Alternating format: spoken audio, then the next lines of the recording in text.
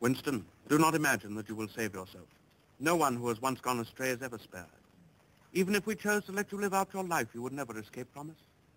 What happens to you here is forever. You will be hollow. We shall squeeze you empty, and then we shall fill you with ourselves.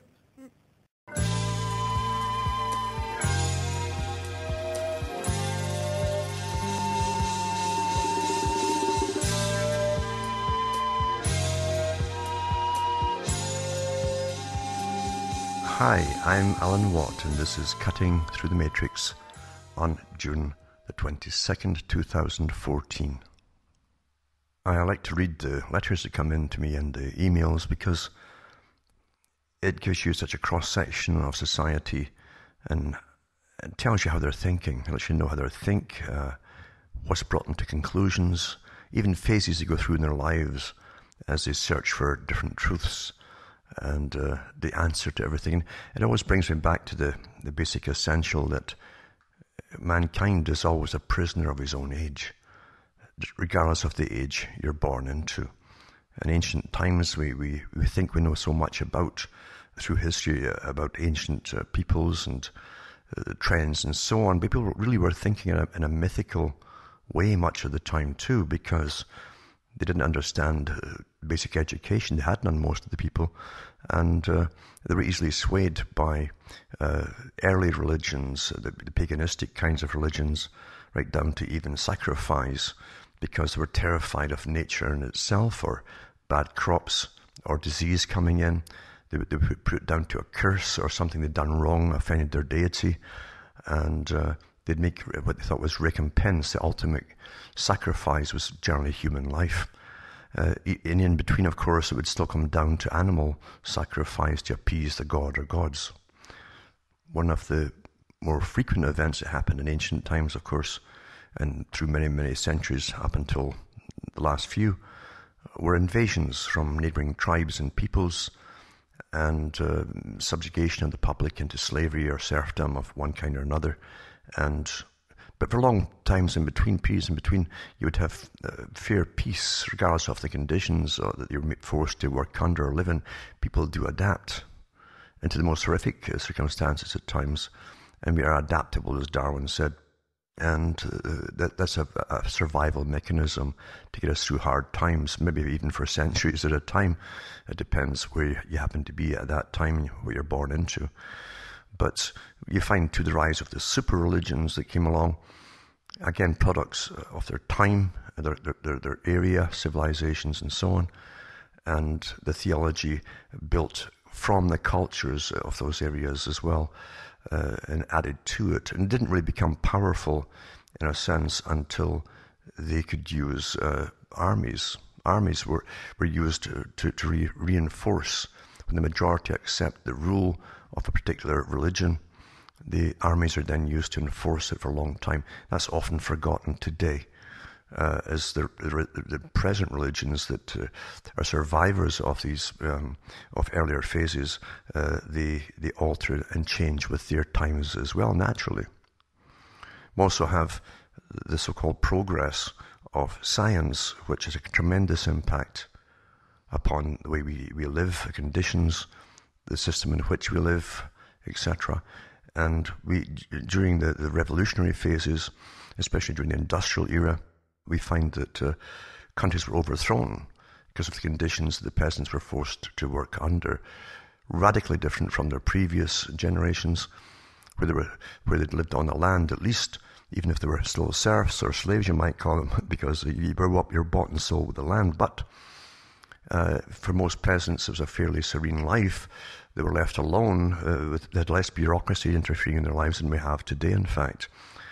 And they were generally left enough to live, although occasional famines came along. And you took your chances, and you might perish or not. Plagues, all of these things came along and went as well. So it depends on the time that you live in. But during the revolutionary phases, led to nationalism, in fact, which most of them definitely did. Nationalism was always the outcome of big revolutionary phases in the 18th century and onwards as well.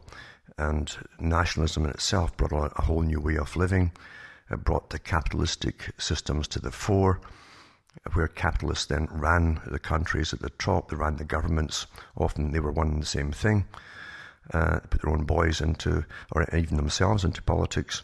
And the serf was simply moved, as I say, in industrial age from the land to the overcrowded cities and forced to do 14 hours a day sometimes of cheap but very hard labor. The revolutions came out of that too. And don't ever forget, during these periods, the intelligentsia at the top, the well-educated intelligentsia, lots of leisure time, you need that to be part of the intelligentsia. They could look at everything and look at history itself and look at their present conditions and realize they couldn't hold on to this system forever unless they began to modify it and give the appearance of justice and the appearance of some freedoms for the general population. Then they would allay a lot of the reasons for causing revolution. They gave you democracy, in other words, too. You always find the class that rule through any particular structural system, regardless of what it's called, even really a religious extent, are a political class. You can't separate the two. Power comes with total rule and a total adherence. If it's a faith or politics or whatever, it's always the same product at the end. It's a form of power.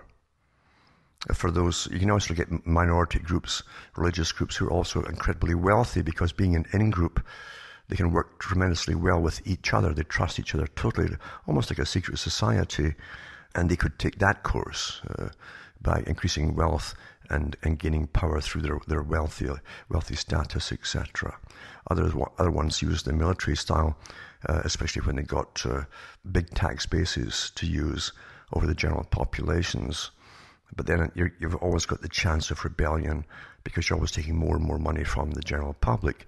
So this is the cause you'll find of wars, part of the cause for wars, many of the reasons for wars too, and even mass movements. And you can't really separate the two, because the first thing a nation must do, or the leaders of a nation must do to get a country on board for any kind of war or massive change is public support.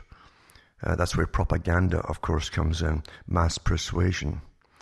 But you have to have the reasons behind it where the mass persuasion will seem to work. Otherwise, it will simply not take off at all. Today we have scientific propaganda. Tremendous science is involved in persuading the general population. It's pretty well perfected, so they have less chance of outright rebellion or loss of support from the general public for whatever happens. That's why we can have so many wars, ongoing perpetual wars, they call them from the military academies today. This is what it's called, perpetual wars. This is the age for perpetual war, where most of the public don't mind. They don't see the amount of money being squandered to fight various wars. They don't see or even meet those in the big corporations that benefit from the wars. And they have simplistic propaganda as to the reasons why the wars are being fought in the first place, which they often believe completely. It's very simplistic, and propaganda is always kept that way, very simple for the people. If you make it too complex, people can pick holes in it quite easily and find out that it's all a scam. Over 100 years ago, people who worked, intelligentsia that worked for the big nations, the big superpowers, realized that as they pushed towards globalism, which was always their goal, they would have a lot of kickback from the nations that they'd created and to be nationalistic. People get used to having their own nation. You have slightly more protections to do with food and prices at home, for instance. When you go global, you lose those protections and you lose whatever identity you think you have with influxes of people from abroad, of different cultures, etc. This is all understood over 100 years ago by the countries that had already formed leagues, as like the League of Nations, for instance. And these are big superpowers that knew where they were all headed. They knew they had to work in concert to get where they wanted to go and to bring in new policies. Hence, the societies that worked behind the scenes and ran politics from behind the scenes, like the Milner Group, Alfred Milner, his group joined with the Rhodes group and became the Royal Institute for International Affairs, also called the Council on Foreign Relations in other countries. But they had their big think tanks working all the time from then to this present time on how to keep people fairly happy as all these massive changes took place. They understood the causes of nationalism because their earlier founders had been responsible for creating nationalism in different countries, nationalism. It had to then be destroyed gradually, very gradually, by massive 100 years of propaganda gradually, and even wars to get the point home. You couldn't go on being nationalistic in order to create this super international system going. So now the global citizen idea is spoken about openly amongst general population who don't even know what it means or who originated the idea, and the big foundations behind promoting it or anything like that.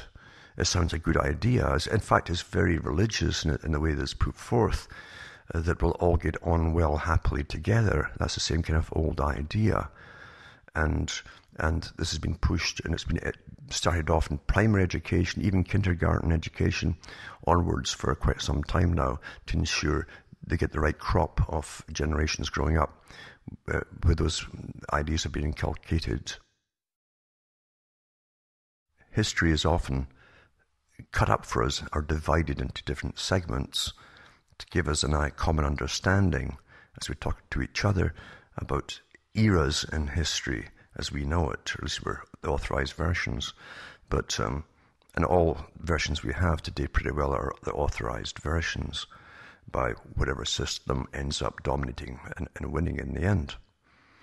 But you'll find that during the Enlightenment phase in history, for the first time, they floated the idea again of individual freedoms and individual liberty. Individuality was the key.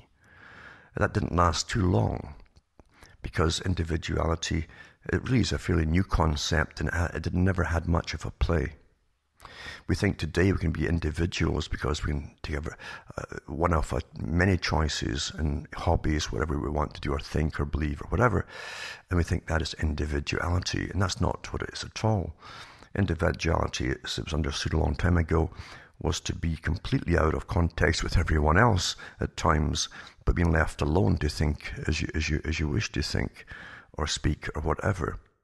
And that will never be allowed, as I say, in systems of rulership, regardless of the kind of rulership that you think you're living in, whereas democratic, as we were trained to think of it, or totalitarian, fascist, whatever it happens to be, or communist.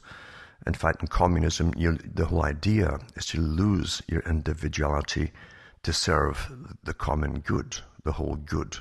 That's the front that's used to persuade the public to go along with it. We'll find too in some forms of Christianity that's also used there to serve the common good. And yet the original Christianity, if you read a little bit we have by the originators of it, it was also for the person themselves to attain a oneness, to be brought into the presence of God to an extent, and even if those around them were not, which is a form of individuality. And once a concept is a great concept, an idea that rings a bell inside of us or it strikes the chords, people tend to lose their individuality and succumb to an authority of those who know how to use movements of any kind or create movements.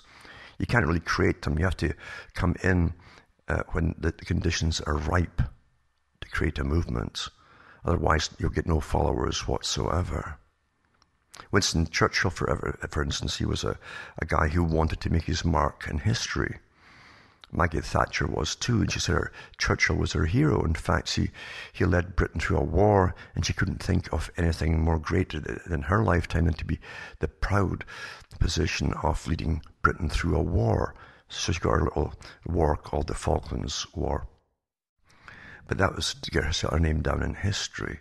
But Churchill himself, during the 1930s, early 30s, couldn't make a mark for himself. He'd even change parties often, depending which way the wind was going, and he was ignored until World War II really came to conclusion, an inevitable conclusion for the beginnings of it. And suddenly, because he was a man on the spot, you might say, who'd verbalized so much and been listened to and got so much propaganda put out, he was a man put in charge of it. You don't need to be intelligent to be what's called a great leader, and you don't need to even be a fanatic, and you simply have to have those people around you, the officer class, if you like, to believe in you as though you're some kind of holy guy. They're the guys who put things into to shape. They get the plans into working order and make it happen.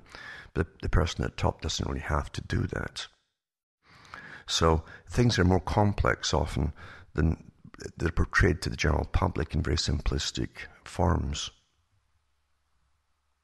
Globalism has its backlashes from the public too, because they're feeling the pinch of their standard of living in the West, and they have for a long time plummeting like a stone.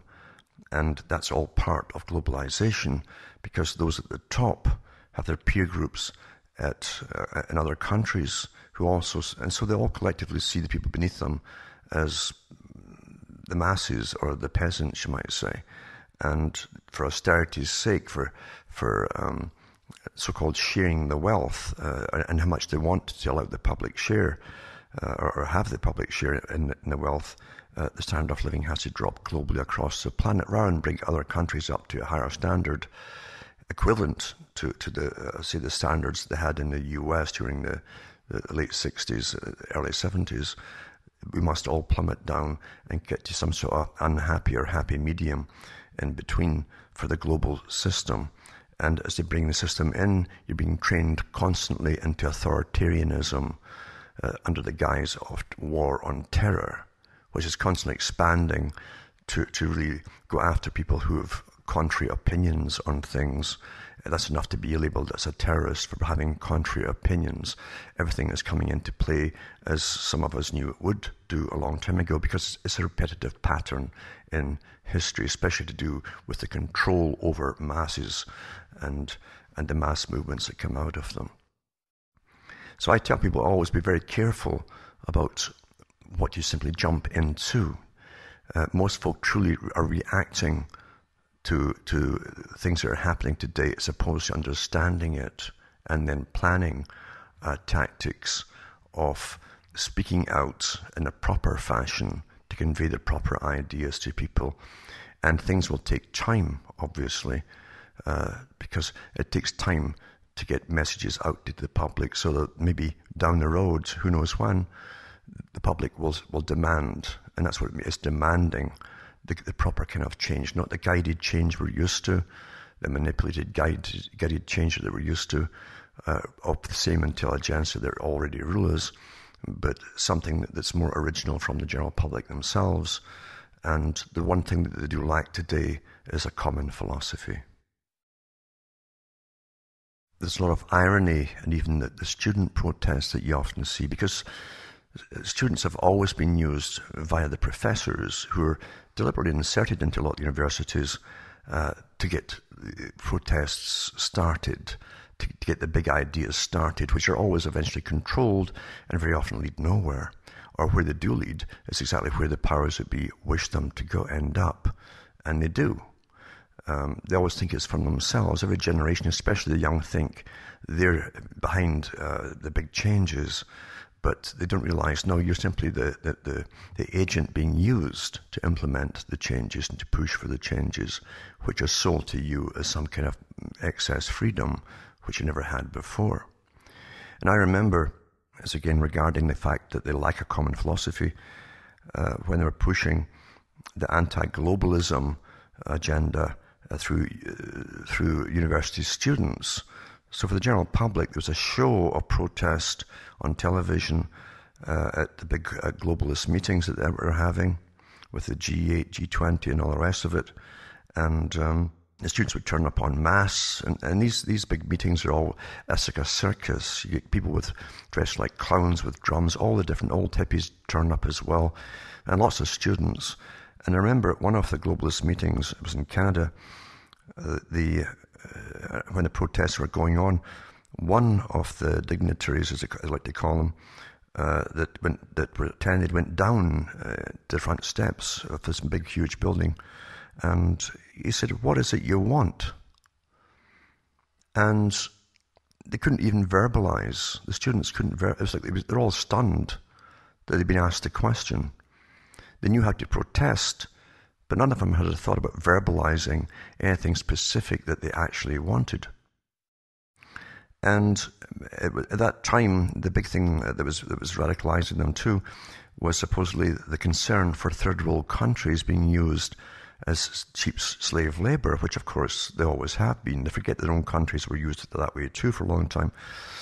But it was ironical when one of them, with a poster, waving this placard about fair wages for China and so on, and they're standing there with their Nike shoes on and their T-shirts on with their slogans on, all made in China. The irony was incredible. And I don't know how many folk caught it, very few, even the person who probably wore them. But I thought, this is just ridiculous. Because the reason that they can afford to even be out that day protesting and so on in a society like this is because all this stuff is coming from the slave labor in other third world countries. And they like to wear the things that are produced for them with their brand names by the big corporations and all the rest of them that own the slave labor and the new factory plantations. They all have their cell phones today, all their cheap electronic gear. But no, they don't see the irony at all. They themselves, if the people over in China were paid adequate wages, wouldn't be able to afford those cheap cell phones and their cheap entertainment that they have today without the slave labor in China. I'm not saying it's right. I'm just pointing the facts out. That's all I do, is point out facts. Now, this is what you'll find in the 21st century, especially. It was already happening the latter part of the 20th century, but so-called big movements and protest movements were actually advocated from the top, not from the bottom. The bottom were always used, unknowing to the bottom bunch, but they're often financed. The groups were financed by big foundations. The foundations are simply the alternative political means, or one alternative of the political means to get things noticed and discussed in politics, which the big foundations and the guys who own them also own. They own the political establishment as well. Therefore, these protest movements are authorized by the governments which they're protesting. I found that out a long time ago. The incredible wealth that was put into the NGO groups, the authorized ones. They're all authorized to exist by government.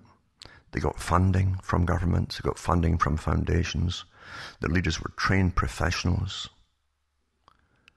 And how could that possibly be a grassroots movement? There's nothing, you don't find grassroots movements today. If you did actually, and they were not authorized, they'd be banished very quickly or taken over and then authorized and licensed. Today we really have well-funded, authorized opposition groups of all kinds, well-managed, so that they never end up really doing anything or changing anything, and definitely never to the extent or even the direction in which they're supposedly there to exist for. So, unless it's authorized from the top. The West studied the Soviet system carefully. In fact, they were heavily involved, I've mentioned so many times, in the creation of the Soviet system, and we funded them and fed them during the entire Soviet era. They could even feed themselves. But it was a big laboratory for getting away with things on testing on individuals and small groups and large groups and the whole population. Fantastic laboratory. And lots of behaviorists and psychologists and scientists went back and forth to the Soviet system all through the Cold War with no problems at all in travel whatsoever, no restrictions, because they knew where it was to end up down the road. We know that from the Rees Commission in 1953 to merge the Soviet-style system with that of the West. And that's already happened. In fact, it's happened awfully well. And many of the things that the communists wanted to get through have already happened. Remember, in communism, you basically sacrifice, the self-sacrifice of yourself, the individuality for the good of the whole and for a future. There's always a utopic future down the road. We will all live happily ever after together in bliss. An old theme, and has gone under many guises in the past, but it always tends to work, especially again with idealistic youth. As a natural thing in youth is a form of idealism. The mass movement, you'll find too, they want obedience. Obedience, as I say, basically submergence of your own self and blind obedience into the whole system. You must control impulses of selfishness or personal goals and so on to the whole, the greater good. And that's being more and more forced down our throats today as the big boys understand the tactics so well, and they use this oneness idea. And hence that the new age comes out for all those who are looking for answers to things, and they channel those energies into the universal consciousness and the unified field theory, to all these things that they don't often grab a hold of, never realizing the very clever minds way above them in very expensive suits and ties dreamed all this up for them and helped promote it all and put the authors out there to churn out their books, mass-produce books and so on, to fascinate the mind and give them the sense of the ideal. Therefore, all mass movements, all of them, put obedience with the highest virtue, amongst the highest virtues, I should say, and on a level with faith. It's a holy thing. You find it with Stalin, you found it too with Lenin, and Trotsky to an extent as well. Trotsky gave some leeway to the individual, and that was his downfall. He couldn't get the lieutenant class around him as the rest of the Soviets did, Stalin did, or Adolf Hitler for that matter. His immediate followers around him, his coterie, had blind faith in the man, and they could implement ideas and make them work. So this is how these mass movements work. Remember, there are always followers and there's leaders. You'll sometimes find the leader of a mass movement who's propagating some new idea, philosophy, or whatever it happens to be, has less belief in his own philosophy than the followers. It's important to him that followers go along with it and truly believe. They are the true believers, where he himself is more of an individual because he enjoys getting it started. He has the power of a CEO or even larger, and he gets all the acclaim and fame that he wants, the glory, so-called glory as they call it. In another field, he may have gone in to be a cattle rustler. Many of the British aristocracy and European ones began as cattle rustlers and thieves and plunderers.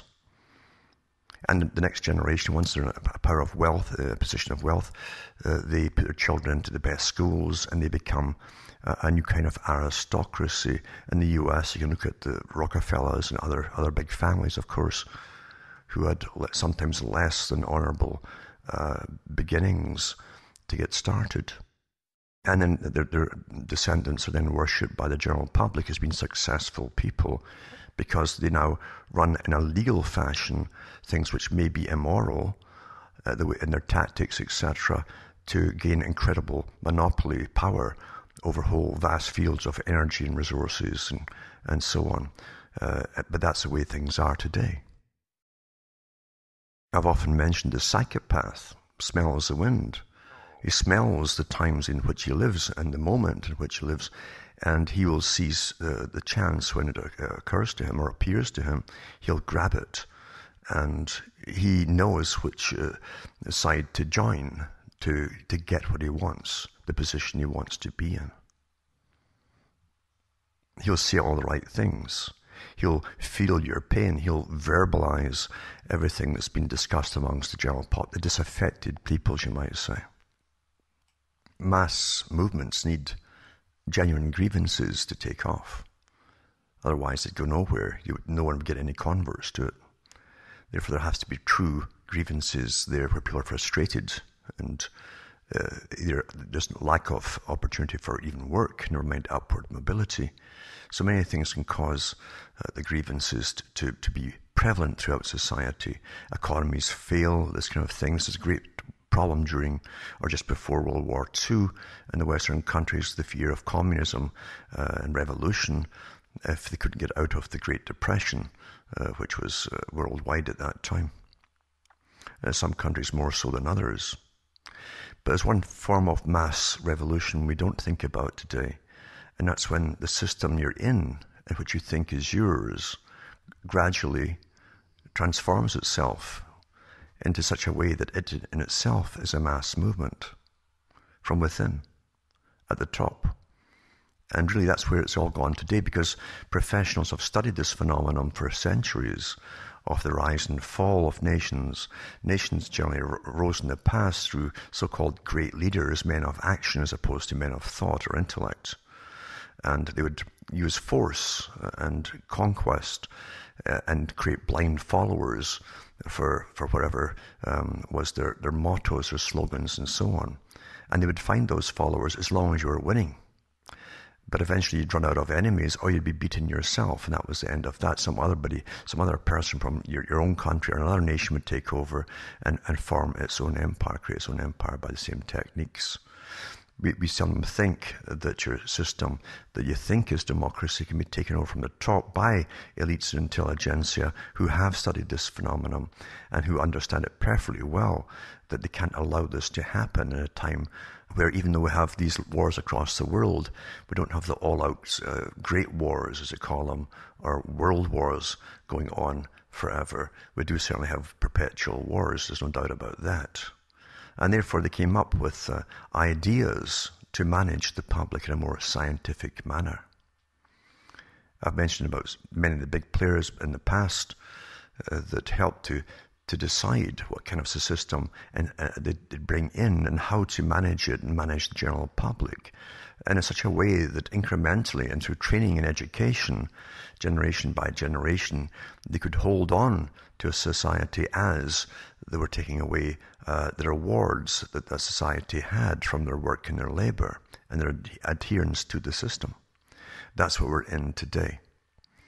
And if we're going into global society and a system, you have to be constantly monitored. That's one thing about it, no doubt about it. Force is always used in mass societies, coercion and force. And the force can take many guises today, of course, under the guise of terrorism, or anti-government or anti-establishment, whatever it wants to be called, whatever. That's a technique that's used today to nip things in the bud before they can get out of hand. As a system that you're being trained and told is yours, even though the general public, the average person, can see that somehow this is not the system that's propagated to them through propaganda. It's not the same system as actually exists. It's something beyond that. And there's many names for it, of course. We call it fascism, where corporations rule, and they rule governments too. And it's very, very true. It's closer to that than anything else. But the same fascists give you a form of collectivism down below. This is what they call this new system of austerity and communitarianism for the global society. It's very, very clever, because there are countless think tanks working full-time, and they have access with intelligence networks of all our data constantly. They keep the pulse of the public. They know what the topics are, the themes that are coming around the public, and what they're chatting about and so on, and they know how to nip it in the bud and try to counter it. This is the delicate process that's going on today. Over playing their hand at the top would require excessive force. And I don't want to show excessive force, because that's exactly what the communists tried to use from the Soviet Union on the West. If they could goad the West into coming out with outright authoritative force on the public, that would help to foment rebellion on behalf of the Soviet-type system, communism. But today it's very well managed. This is the scientifically controlled society in which we actually live. And don't forget for an instant, too, that they understand that if people who became leaders were to possibly arise, they could be a threat. Therefore, they'll often supply you with the leaders. As I've said before, the NGOs that seem to be all for you, or segments, that's more correct actually, segments of you, which is a red herring in a sense, or a caveat. You don't realize that they're not yours at all. They're being funded, as I say, by you. Your tax money funds them, and the big private foundations, which are front organizations set up by the big, giant international corporations and very wealthy families. If you truly lived in a democratic society, you would all have the same rights. You wouldn't find what you're finding today is under the guise of democracy. They're putting on a show of helping certain groups, distinct minority groups of all kinds, and elevating them up to special status. And people are misguided thinking, well, that's democracy in action. If it was democracy in action, no. You'd all have the same rights for employment and everything else, and housing, and you name it. But that's not what's actually happening. That's not democracy as you're seeing it. It's a technique of divide and conquer in order to rule over all of you. Because with each special rights a group gets, more than the whole, it causes dissension and anger among certain segments of society. This is called the century of change. The changes that they've talked about, of course, are bringing in not just the authoritarian system, eventually is an even better scientific control over the general population, not just complete monitoring over every individual and what they do in their spare time and so on, but also the indoctrination in a more perfected form from birth right through their lives to death. That's what they mean by the scientifically controlled society, where you're finding it being implemented in certain ways. Very old idea, by the way, through psychology and psychiatry and pharmaceutical agencies working together by the drugging of young children and the mandatory testing of young children throughout their lives from the age of 2 years old or even younger, as in the case of Scotland with the GIRFIC program. So this is to make sure that there's fine adjustments given to the child all and upwards through their lives, constant psychological evaluations, testing them for their opinions to make sure that they're standardized. If they're not standardized, they'll have to be rectified or drugged or whatever else and go through therapies to be properly adjusted. And this is our scientific control. And it's not to end there. We also know that massive amounts of money have gone into fields, not just big pharma to do with active mind or control substances, but also we find it in the electrical systems as well of the body, where they can be manipulated, fine-tuned and so on from outside the body and manipulated by magnetic waves. And we know that the body cells work on very minute currents. You don't need a lot of strong signal to do so. Therefore, single antennas in certain areas can cause our moods to change, very simply and cheaply too, for the authorities, and make you passive. And passivity also makes you more suggestive to propaganda, things like that. So you find there are many techniques at play right now to ensure the rule done through society without some great massive upheaval, as we've seen in the past with great mass movements, which caused massive bloodshed, etc., etc. These are the reasons they give at the top for quietly and secretively implementing these techniques upon the general public today without their consent, for the greater good, in other words, for stability. Something else those at the top have learned, and I don't mean temporary rulers, or what you see as temporary rulers, but this perpetual system that's always there, generation to generation. What they also see and understand is that anything which is too overt will be resisted by the public in some way or another, at least by a segment of society, and therefore they put so much money and incredible studying into us, how we tick, how we work, etc. Human nature, you might say. And they found, of course, that if they make things attractive and appealing, we can actually swallow the poison, you might say, because we get some benefit, even though temporary, in the actual taking off the poison. And by that I mean, if we look at the effects of electrical radiation from cell phones and so on, almost everyone's got the cell phone today, because from the cell phone they find a gratification there of things which they wouldn't have without it. So this is how they plan to implement all the different techniques down the road, is making things desirable. We desire, to an extent, our own demise because of the temporary gains we think we're getting from the gadgetry which are being supplied and where they want to take it down the road, as I say.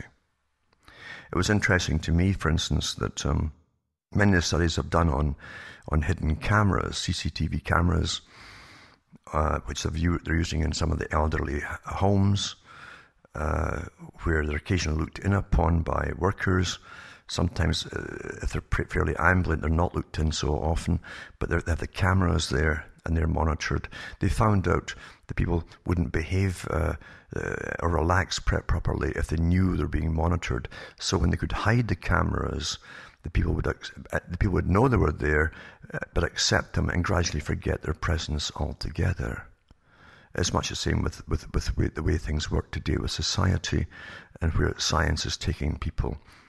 Is very, very effective indeed. The Pentagon has put out papers, other universities have put papers out on of the electrical phenomenon, the way that the eye perceives things, for instance, with high definition and high pixels, etc. And the Pentagon did publish papers that they could weaponize. They had tried it and it worked. They could weaponize a screen by simply using certain colors and frequencies and subliminal flashes, which could alter brain patterns, and even if they wanted to, they could cause electrical signals to turn off the impulse that goes to the heart and stop the heart. Totally weaponized, very scary stuff. So that's where most money goes. It's not going to help people, it's going to control people. And this is a phase in history which we've never seen before, because generally plots were uncovered and the public would have a righteous indignation. People of different persuasions of faith or whatever could come together and agree that this was all bad and do something about it. But today, with the techniques of psychology, behaviorism and neuroscience all working together, then it's much more difficult, especially when the general public still are addicted to certain things like entertainment, constant entertainment. Now it's instant communication and perpetual communication. They can be influenced much more easily by things which are invisible to them, but in their possession. This might seem far-fetched to some people because you've been trained to be skeptical about things like this. That's not made a big deal of by the media. The media tells you what to think about, what to even worry about, because you've come to accept it as an external part of your own reasoning, and it's not there for that reason whatsoever. But you've got to understand that medicine is specializing, and has been for a long time, in certain areas to do with electrical impulses. They've been checking out the frequencies of each type of cell, tissue cell in the body, and every organ is made of different tissues. They give different frequencies off and so on, and even the nourishments that pass along the body and enzymes and proteins have a frequency too, and when it matches the particular one of that tissue, it transmits across to the actual tissue itself that uses it. Other frequencies are bypassed altogether and ignored. So this is a spin-off of the weapons industry. All medical so-called revelations that come along come as an offshoot of the weapons industry. And weapons, remember, we've got to stop thinking of just basic weapons like cannons and all the rest of it, and think of it as overall structures of control, because that's really what weaponry is. And it's being used on the general public in ways which they don't understand or even know that exist. Even during the early days of radar, they understood perfectly well, very quickly, the effects of people who stood in the transmission paths of radar, the health effects. And they also understood those around the frequency, because there's always a scatter off a beam. There's an outside scatter, they call it. And those around those areas, particular scatter, would become ill in very specific ways, which were soon understood, the common symptoms, etc. But the same thing's happening today with all the Wi-Fi and microwave energy in the air. There are over, I think, 700 to 800 new types of frequencies in the atmosphere, electrical frequencies, which did not exist in nature. And we live with them every day. And as I say, since we're chemical, biological, electrical beings, it's quite easy to see how that can be manipulated. And that was the idea of the warfare industry, when they understood that an awful long time ago, that they could manipulate whole populations by certain types of weaponization of these frequencies and directions of them, etc. This touches on psychotronic warfare, which Brzezinski talked about in his book Between Two Ages. And he said shortly a technique will be used, can be used on the public, which obviously it was already working then for him to say that. They had it and they knew it worked. And there's lots of documentation come out from people who are involved in these projects actually since then, where they could, he said we could put beams across a whole continent and influence the behavior of whole populations. And that was in the 1970s he wrote that particular book. So it's not far-fetched at all. People will say, well, they would never do that. See, the unthinkable is always a safeguard the elites count on. People think that's unthinkable, therefore they'd never do that. But there's nothing which has ever been invented, and there's no weapon that's ever been invented that has not been used. And when so much time and care has gone into maintaining power and control, even when that form of power is obviously changed at the top, then people still don't want to think it can be used on them. But that's the one thing that's paramount in those who understand the control of societies and scientific ages. They must use science upon the general public, more advanced sciences beyond persuasion and coercion, as they've done in the past. In the past, those things which worked often took a long time, a period of time, to defy and have altered or stopped, nipped in the bud, you might say. Today, is there that much time?